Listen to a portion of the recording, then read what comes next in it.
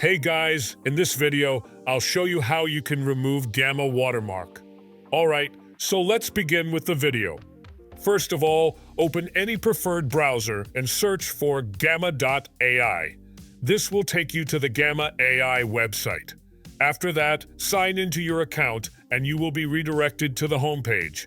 Here, you will see all of your recent projects displayed. Simply open the preferred project that you want to export without the watermark. Once the project is open, you can edit it further if you want. After you are done with the edits, click on the three dots icon at the top right corner of the screen. This will open up a drop-down menu, and from here, select the Export option. A new pop-up window will now open up. Scroll down to the bottom of this pop-up, and you will see an option to remove the watermark. By default, this option is turned off, so you'll need to toggle it on. To do this, you will be prompted to select a paid plan for your Gamma AI account.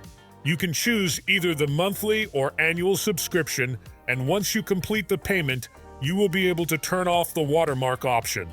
After that, you can simply download your project file without the Gamma watermark.